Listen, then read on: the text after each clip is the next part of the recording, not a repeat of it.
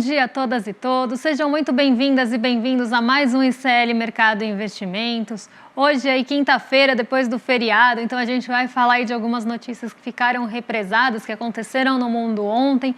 Vamos também falar dos principais assuntos aqui do Brasil, então a gente vai falar da inflação por extrato de renda, vamos explicar o que aconteceu com a Magalu, né, o que vem pela frente aí para a empresa e também vamos falar da onda de calor, né, que pode influenciar aí o preço principalmente dos bens in natura e da energia elétrica também. Então vamos aí falar de vários assuntos hoje bem importantes aqui durante o programa, mas antes de tudo isso quero dar bom dia para o André. Bom dia, André, como você está hoje? Bom dia, Débora, bom dia a todos os nossos telespectadores. Hoje muita coisa para falar aqui no programa, que a gente tem a inflação por extratos de renda. Mais uma vez, a gente tem que as pessoas com menor renda estão sofrendo menos com a inflação. A gente tem aí muitos dados da economia norte-americana. A gente vai explicar o caso Magalu. Vamos falar como a onda de calor pode afetar o seu bolso, inclusive. Mas, como sempre, né, Débora? A gente vai agora começar a falar sobre o que aconteceu no nosso mundão, né? Então, primeiro notícia no nosso site, já para você saber que pode ler aqui no nosso site a notícia, né? Pode saber que tem aqui no nosso site a notícia, para vocês já começarem a aquecer aí, saber o que está acontecendo e saber o que está acontecendo no mundo. Mas, Débora, o que você pode nos colocar, então, explicar o que está acontecendo no mundo? Teve coisas nos Estados Unidos acontecendo ontem, então o que você pode explicar para a gente? Então, como de costume, vamos dar um passo atrás, porque a gente teve a divulgação da inflação ao consumidor lá nos Estados Unidos. Isso acabou mexendo bastante com o mercado na terça-feira, então a gente vai dar realmente aí alguns passos para trás para entender aí o que vem acontecendo, né, o comportamento dos mercados desde então, porque essa inflação dos Estados Unidos mexeu bastante com os mercados. Eu pincelei isso na terça-feira porque os dados tinham acabado de sair, né, o horário de verão lá dos Estados Unidos acabou agora, então a gente tem uma defasagem de tempo em relação ao Brasil maior. Então, os dados estão saindo mais tarde e, por isso, a gente acaba passando no dia seguinte. Como ontem foi feriado, hoje eu vou trazer aqui os dados do CPI, que é o Índice de Preços ao Consumidor, para a gente dar uma olhadinha como é que ficou esse índice de preços e também, além da inflação, como é que isso mexeu com as expectativas do mercado para os juros, porque foi justamente isso que levou aí as bolsas para os melhores patamares aí, não vistos por bastante tempo na terça-feira. Então, vou colocar aqui na tela para vocês, né? Vamos colocar aí na tela para vocês os dados da inflação ao consumidor nos Estados Unidos, para vocês acompanharem aqui comigo como é que saíram esses dados. Então, por lá, tá? Enquanto ainda não aparece aí para vocês, já vou trazendo os dados, mas quando vocês acompanharem vai ficar mais fácil. Por lá os dados acabaram desacelerando, tá? Então aqui a gente tem tanto a projeção para o CPI, que está numa linha vermelha decrescente aqui em cima para quem está escutando, e nós temos barrinhas embaixo, que aí é justamente o comportamento do CPI.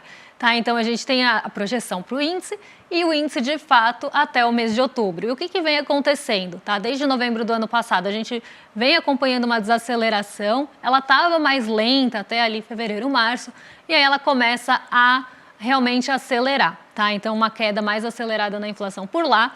Ela sai de um patamar aí de 6% e chega a 4%. Então, em outubro, a inflação anual dos Estados Unidos chegou a 4%, a projeção era de 4,10%. Então, ficou abaixo do projetado. E por que ficou abaixo do projetado? Quando a gente olha ali os dados mensais, né, de inflação ao consumidor nos Estados Unidos, a gente vê que a projeção era de uma alta de 0,10%, mas por lá teve estabilidade. Então, não teve nem inflação nem deflação, ficou no 0 a 0. Então, aqui já abaixo do esperado. Se a gente olha o núcleo da inflação, que é aquela inflação que exclui os preços mais voláteis, então exclui os preços de energia, exclui também preços de alimentos, por exemplo, a gente vê que o núcleo também ficou abaixo da projeção. Era projetado um núcleo de 0,30 e o índice veio em 0,20. Então também acabou surpreendendo positivamente o mercado o dado do núcleo mensal de inflação. Quando a gente olha o anual, o mesmo comportamento se repete aí, repetindo, né, realmente o que a gente viu no índice cheio, que a gente chama, que tem esses preços também. A gente tinha a projeção de 4,10 e ficou em 4% no núcleo anual.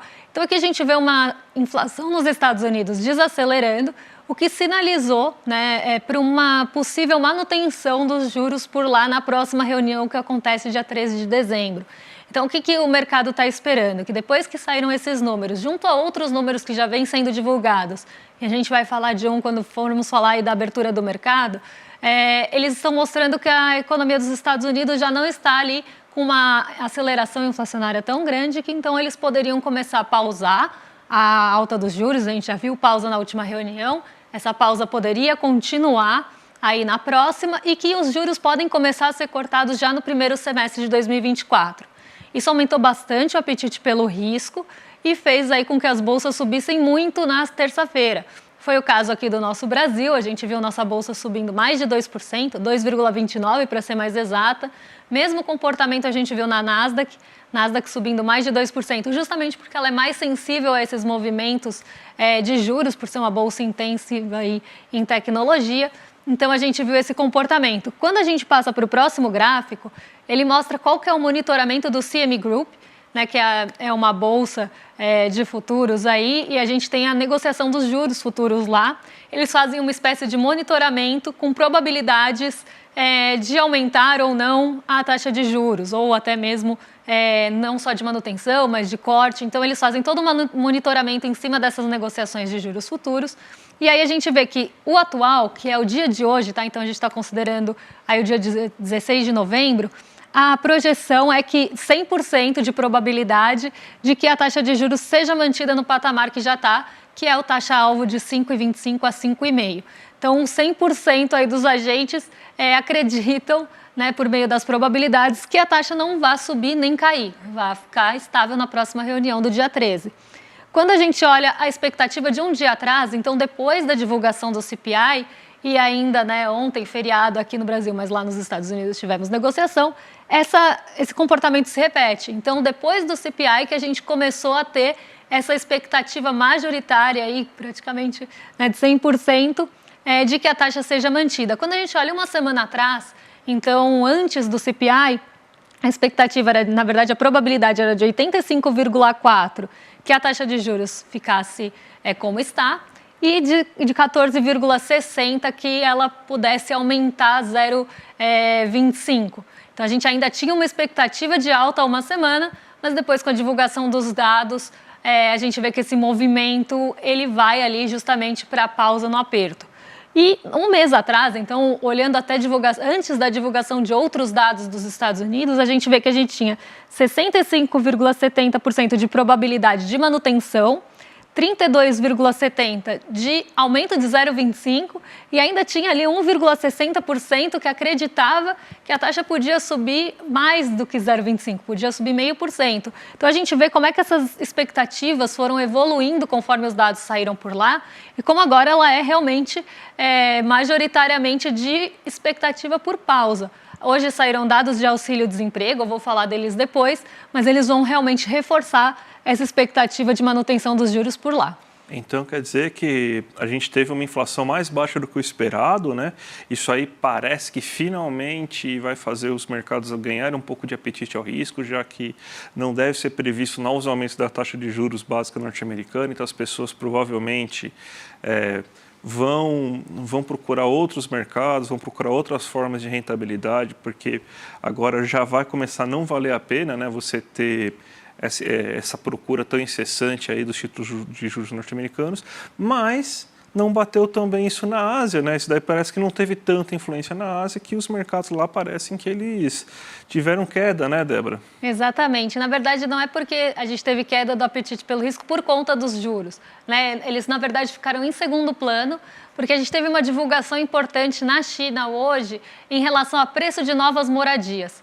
E os preços de novas moradias estão caindo lá na China há algum tempo, já faz mais de um ano que eles estão desacelerando, mostrando ali as fragilidades que a gente já acompanha nesse setor.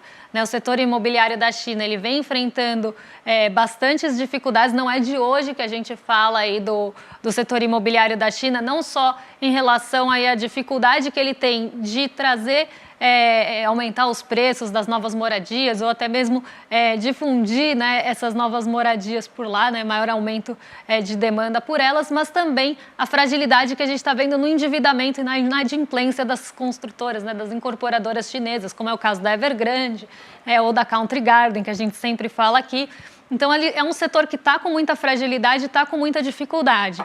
A gente falou na terça-feira dos novos estímulos que foram anunciados pela Bloomberg, né, segundo fontes deles, que a China poderia colocar ali 137 bilhões de dólares em financiamentos populares, de moradia popular, de urbanização e ali renovação de vilas urbanas, mas a gente ainda não tem a confirmação da China em relação a isso, mas toda vez que se ventila ali alguma medida de estímulo que mexe com o setor imobiliário, a gente vê que a gente tem impacto principalmente nos preços das commodities metálicas, por ser um grande motor da economia chinesa. Quando a gente tem notícias negativas vindas do setor, isso também acontece. Então, hoje a gente teve aí essa notícia negativa dos preços que continuam desacelerando e desaceleraram, inclusive, num ritmo mais acelerado em outubro.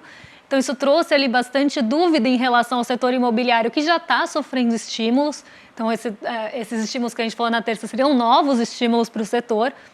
Está sendo alvo de bastante aí, realmente, empenho da China, justamente por ser um motor da economia, mas essa notícia acabou aí trazendo uma desconfiança, uma incerteza em relação à China, e aí toda a Ásia caiu em bloco, né? Foi um movimento majoritariamente negativo por lá, e quem liderou as quedas hoje foi o Xangai Composto, com uma queda de 0,71, que é a maior bolsa ali, maior índice chinês. Então, a gente vê, né, esse movimento negativo na Ásia, contrariando, indo na contramão ali de Nova York. Então, a gente não teve tanta influência de Nova York hoje na China, trazendo aí esse descolamento.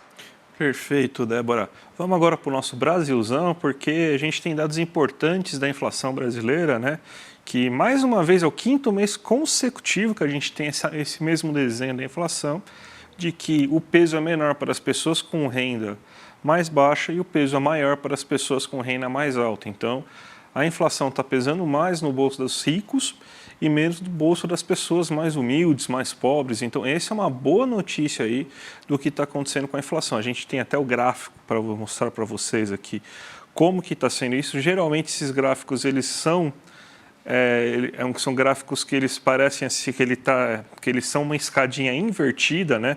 Então, dos mais ricos para os mais pobres costuma ser menor o impacto inflacionário, só que dessa vez é uma escadinha subindo em vez de descendo, né? Então, o que a gente tem? No geral, a inflação do mês de outubro foi de 0,24%, chegando num anual de 3,75% e com um acumulado em 12 meses de 4,84%. Só que se a gente for pegar para as pessoas com renda muito baixa, esse impacto foi só de 0,13%. Então, quase metade do impacto inflacionário geral. Então, quase você teve assim, uma inflação que impactou quase 2 vezes menos as populações de renda muito baixa.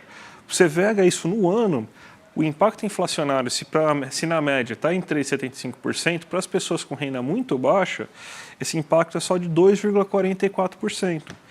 E você vê assim que para as pessoas com renda baixa também a gente tem a mesma situação, com um impacto só de 0,13% e uma inflação anual de 2,94%, e até para as pessoas com renda baixa média, ou seja, para as pessoas dessas 3 primeiros estratos de renda, que boa parte da população brasileira se encontra aqui, a gente tem uma inflação menor do que a média, seja nos últimos 12 meses, seja nesse ano, né?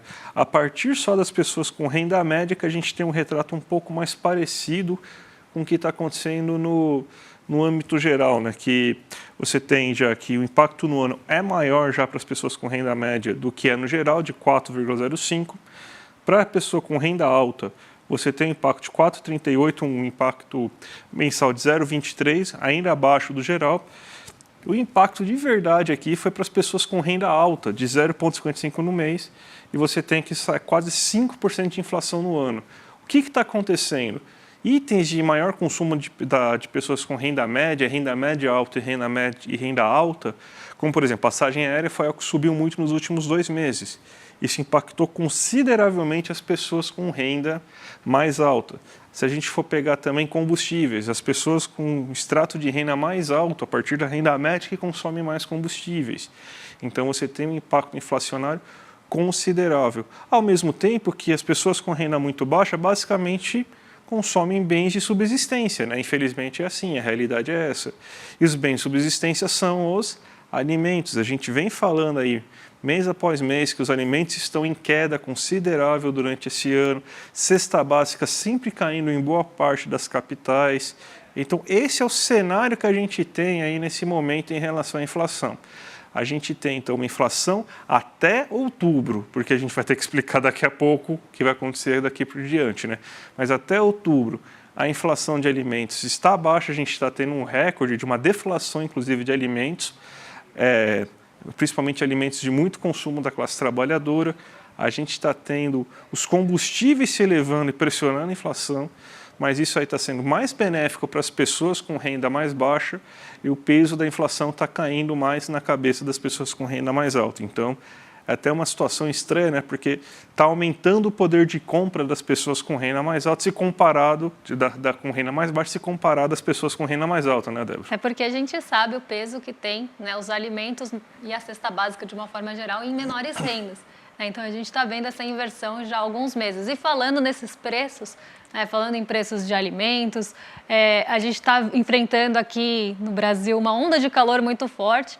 Então, parece que não são só os brasileiros que estão sofrendo aí com esse calorão que a gente está vendo.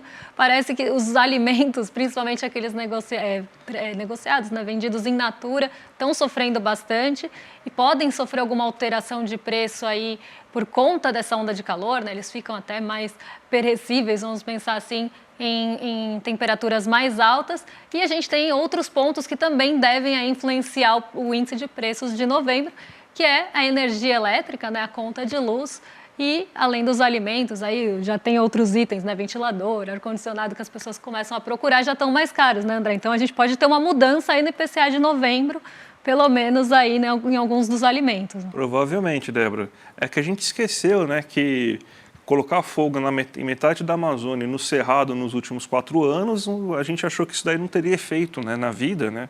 Mas começa a ter efeito. A gente está vendo essa onda de calor.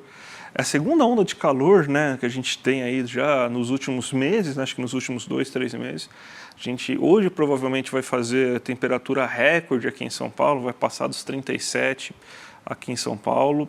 Então, muito calor, muito quente, e isso aí afeta a produção de alimentos.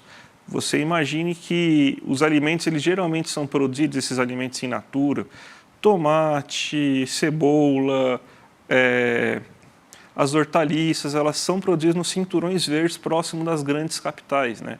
E lá também está quente pra caramba, até mais quente que nos centros urbanos, e com esses alimentos, eles costumam se estragar mais fácil com uma temperatura dessa, que não chove, né, aguentando grande calor, fica muito difícil, tem que irrigar muito, então os cuidados têm que ficar maiores, então reduz a oferta desses alimentos. O que acontece?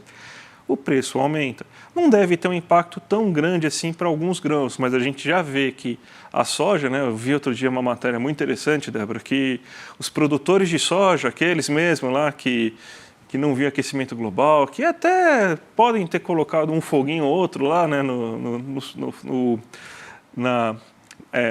cerrado para aumentar suas plantações de soja, né? Estão reclamando agora que está muito quente e isso pode reduzir a plantação de soja aqui para o próximo mês. Quem diria, né? Quem diria que esse seria o efeito, né, de você acabar com a natureza, você ter então um calorão desse que vai prejudicar seus lucros.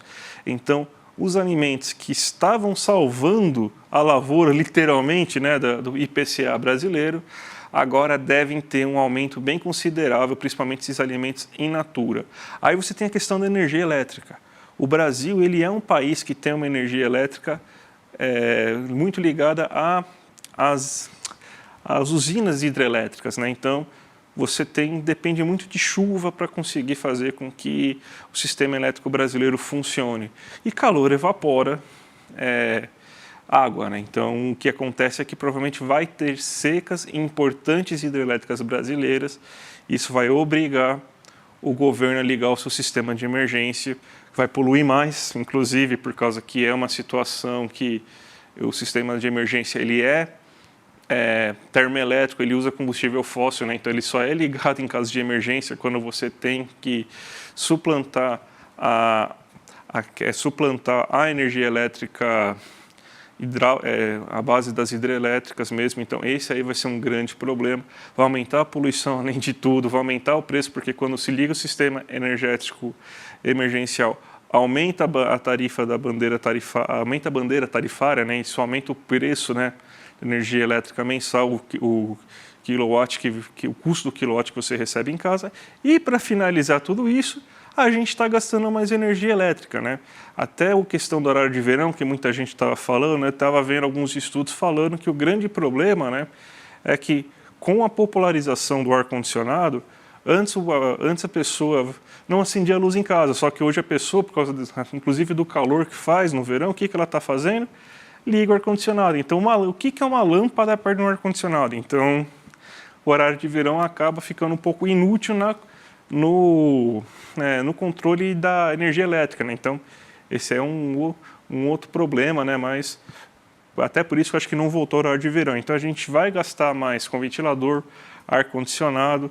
A gente aumentou a potência da geladeira. Eu mesmo tive que aumentar porque os alimentos estavam estragando, né? Então, tudo isso consome mais energia. Então, é um bololô, uma tempestade perfeita.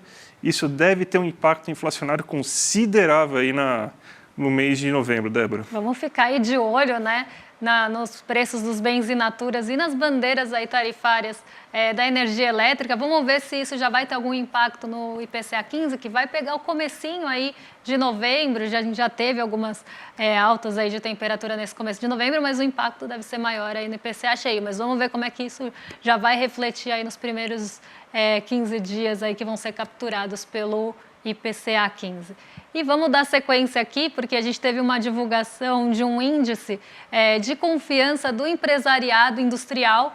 Esse índice de confiança, ele é medido pela CNI, né? Então a gente tem aí uma linha de 50, e aqui é uma leitura próxima e parecida com o que eu sempre falo aqui do PMI. É outra métrica, tá? Mas é só ali para vocês entenderem por que está assim, né, uma linha e aí acima de 50, abaixo de 50, falta de confiança. Então vou explicar para vocês. A gente tem essa linha de 50, que é o limiar ali entre a confiança do setor e a falta de confiança. Então, enquanto a gente está com a confiança, né, acima de 50, a gente tem ali, o setor está apresentando confiança, e quando a gente está abaixo de 50, está apresentando falta de confiança. E isso pode acelerar e desacelerar. Então, o que a gente vê aí, que a gente está pegando desde novembro de 2013, então 10 anos, tá? Novembro de 2023, como se comportou essa confiança do empresariado ao longo desses 10 anos. Em relação ao mês passado, a gente teve queda na confiança, né? Então, por mais que ainda esteja no patamar ali de confiança em 50,4, está diminuindo essa confiança. Então, no mês passado estava em 50,5, a gente teve uma variação de 0,1 ponto percentual aí, na confiança. Então, a confiança está chegando perto dos 50, o que pode trazer aí um alerta, né, porque a confiança do empresariado está em queda. A média histórica era 54, então a gente está inclusive longe da nossa média histórica de confiança do setor, e a gente entende aí por quê. A publicação, o estudo completo, ele mostra de onde está vindo a falta ou o excesso de confiança aí, do empresariado. E a gente vê que muito dessa deterioração mesmo da confiança está vindo do cenário atual. O cenário atual, o empresariado está pouco confiante no cenário atual, mas está com expectativas melhores para os próximos meses, o que pode aí ser uma boa notícia, porque realmente a gente tem um cenário atual bem complicado para a indústria, então não é aí de se espantar que a gente tem uma confiança no cenário atual mais reduzida. E pensando aí nos próximos meses, a gente tem uma melhora dessa confiança, que é justamente o que está mantendo essa confiança acima do patamar de 50 ainda por enquanto. Então, aqui a gente vê, né, como é que ela se comportou ao longo do tempo, como é que está agora. Então, ainda temos confiança no setor, mas ela vem diminuindo ao longo do tempo, principalmente ao longo do ano. Então, esse é um ponto importante, né, até para a gente pensar, né, nas expectativas do setor, porque isso acaba mexendo com o investimento que vai mexer aí com a nossa economia. Então, esse dado aí é bem interessante. E, Débora, aconteceu alguma coisa chata com a Magalu ontem, né? Ou foi hoje? Não sei, acho que foi hoje, né? Teve uma questão de um erro contábil, né? O famoso errei, foi moleque, desculpa. Aí foi um erro contábil da Magalu e agora vai ter que provisionar. Isso aí reduziu, inclusive, o patrimônio líquido da empresa. Explica essa confusão e esse pequeno problema aí que aconteceu com a Magalu, Débora. Pois é, a Magalu teve que soltar um erramos, né? Erramos.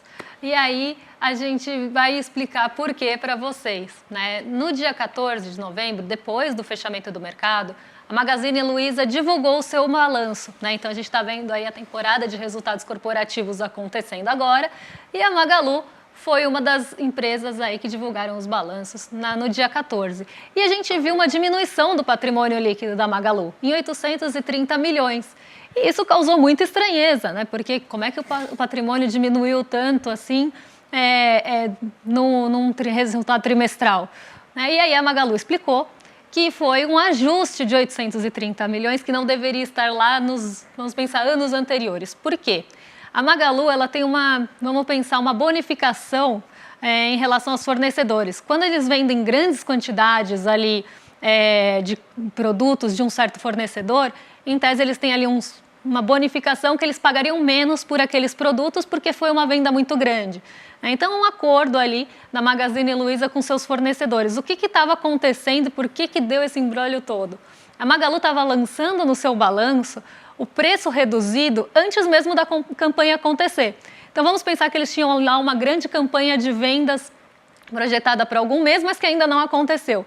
E que essa campanha se esperava que fosse ter uma venda muito grande e que por isso eles iam ter a redução no preço para pagar os fornecedores. Só que em vez de lançar o preço cheio, eles estavam lançando o preço da campanha que ainda nem tinha acontecido e que nem tinha tido desconto ainda ali do preço para pagar para os fornecedores. E isso aumentou, né? Vamos pensar, a gente tem uma despesa menor, isso aumentou o lucro líquido e o lucro bruto, tá? Os dois foram impactados por isso, e acabou mostrando um resultado que não era verídico, né? Então, até a CVM abriu uma investigação da Magazine Luiza agora, mas o que tínhamos ali? Uma conta de fornecedores menor do que deveria ser, essa despesa também menor do que deveria ser, aumentando o lucro bruto e o lucro líquido, e aí a gente tem o quê? As ações artificialmente subindo, porque aquele lucro não aconteceu, porque o desconto não tinha acontecido ainda, e também bonificação ali de executivos por conta de eficiência de lucro, que também ali estava acontecendo por um erro contábil, né? E agora a Magalu não vai mais poder fazer isso, ela vai só lançar o preço de campanha quando ela realmente acontecer, mas ela teve que ajustar o patrimônio líquido aí em relação a esses erros que foram cometidos aí em balanços anteriores, né? Então a gente vê, né, a Magalu tendo esse problema, vamos pensar assim, em um momento que o varejo já está muito frágil, que a gente veio ali da fraude das Americanas. Então é um momento muito ruim para errar no balanço, né? Então isso fez aí com que a Magalu sofresse bastante e agora vai ser investigada inclusive pela CVM. 2 minutinhos, Débora. Vamos ver como que está o mercado. Então, a Magalu afetou a Bolsa Brasileira, alguma coisa? Coloca aí na tela, por favor, aí. Aí, vamos lá, Débora. Olha, a Magalu ela já é especulativa por natureza, porque ela é uma ação que oscila muito, né? Então, ela já sofre ali alvos especulativos recorrentemente, porque como ela oscila muito, as pessoas tentam ganhar ali na variação da Magalu, recorrendo em mais variação. Mas a gente tem a bolsa em alta hoje. E por que a nossa bolsa está subindo? Hoje é um dia que saíram mais dados lá nos Estados Unidos. Hoje saíram dados de pedidos de auxílio-desemprego lá. E teve uma alta, né? Esse dado ele é medido semanalmente nos Estados Unidos, porque a gente tem ali uma diferença, inclusive, de mercado de trabalho lá. né, alguns pagamentos semanais, então esse dado é medido semanalmente e a gente teve um aumento dos pedidos de auxílio-desemprego lá em 13 mil nessa semana, ficando inclusive acima do esperado. Então se esperava 220 mil pedidos e a gente estava lá em 231. Isso mostra que o mercado de trabalho pode estar desaquecendo porque teve mais gente desempregada pedindo auxílio-desemprego, o que é algo que a gente sempre fala aqui com muita ressalva, porque eu acho muito ruim comemorar aumento de desemprego e pessoas pedindo auxílio-desemprego. Mas os Estados Unidos estão olhando muito para essa métrica, justamente porque eles acreditam que o mercado de trabalho lá está aquecido, que eles têm pouco desemprego e que isso está afetando a inflação. Então, se tem um mercado de trabalho mais reduzido, mais enxuto, com mais desemprego, eles acreditam que vão ali precisar tomar menos políticas monetárias, então vão ter que subir menos a taxa de juros e tudo que a gente sempre fala aqui. Então, quando a gente vê um mercado de trabalho mais desaquecido, ou pelo menos uma sinalização disso, o que acende ali na luzinha do mercado? Que os Estados Unidos vão realmente manter a taxa de juros, como a gente já viu a probabilidade altíssima disso na próxima reunião. Então, esses dados do auxílio-desemprego acabam reforçando esse pensamento aí em relação ao aperto monetário. Então, hoje a nossa bolsa sobe justamente porque tem um apetite pelo risco maior. Quando a gente tem um apetite pelo risco maior, mercados emergentes respondem mais rápido. Então, o nosso Brasilzão aqui responde mais rápido a isso. Então, bolsa aí dando sequência à sua semana, que está bem positiva por enquanto. Então, a gente teve feriado ontem, também temos um pouquinho de ajuste aí do que passou, mas uma bolsa bastante positiva, vindo aí de uma alta de 2,29 na terça, subindo mais 0,83 por enquanto. A gente viu o S&P aqui mudando de direção, ele abriu bem perto da estabilidade, mas já vai para o terreno positivo. Mas ainda com um desempenho perto do 0 a 0, lembrando que o S&P 500 passou do patamar de 4.500 pontos, que não se via há bastante tempo por lá. Então, o S&P 500 pode sofrer um pouco de ajuste, porque esse é um ponto de resistência do índice. Então, quando ele chega ali nos 4.500, as pessoas começam a achar que subiu demais e podem realizar ganho. Então, o S&P 500 pode sofrer um pouco com isso, mas opera no positivo hoje. Como eu falei, movimento na Ásia hoje majoritariamente negativo. Então, Nikkei caindo, Xangai Composto caindo. O dólar, ele segue em queda. A gente teve aí uma queda para 4,86 na terça-feira. Ele vai para 4,85 hoje, então segue aí em queda justamente por esse enfraquecimento dos títulos do Tesouro dos Estados Unidos. Isso leva ali uma saída maior de recurso e, como eu falei, normalmente vão buscar mercados emergentes. Então, aqui, uma queda no dólar de 0,27, acompanhando o DXY, que mostra também que o dólar está enfraquecendo frente aos pares. E hoje o petróleo Brent cai 2,66, porque apesar da gente ter tido o relatório do OPEP na segunda, mostrando que a oferta deve ficar mais enxuta, né, deve ficar quase estável por lá, saíram dados de estoque de petróleo dos Estados Unidos que estão acima até do esperado. Então, isso jogou o petróleo para baixo hoje.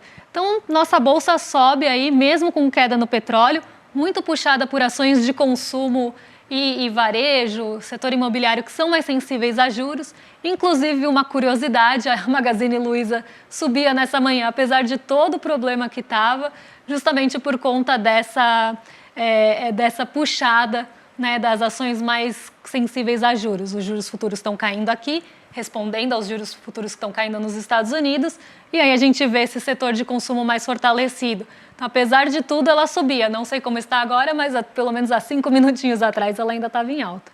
Ótimo, Débora. Vamos então agora já nos despedindo aí do pessoal, mas sem antes esquecer dos recados que a gente tem para dar, já que às 5 horas da tarde a gente tem o Rolê CL. O William De Luca está lá fora procurando material para continuar fazendo bullying comigo, mas vejam esse programa a partir das 5 horas da tarde e logo depois, às 6 horas da tarde, já tem o ICL Notícias, segunda edição, com a nossa dupla de Chicos, Chico Pinheiro e Chico Sá, junto com a Gabi Varela. Às 7h30 da noite temos o Sinapse, com a Robertinha Garcia e com o César Calerron. Então, das 5 da tarde até as 8h30 da noite, tem programação aí no ICL para você ficar ligado. E vocês já sabem, né? Amanhã, a partir das 7, já tem toda a sequência que vocês conhecem. O Desperta de Manhã, ICL Notícias, primeira edição, em detalhes. E a gente aqui, às 11 horas da manhã, para trazer dados aí da economia, o que está impactando os investimentos. Amanhã é um dia importante, porque sai IBC-BR, vamos ver como é que está a nossa atividade econômica conforme aí cálculos do Banco Central e outros dados bem importantes que vão sair. Então, até amanhã. Até amanhã, gente. Tchau, tchau.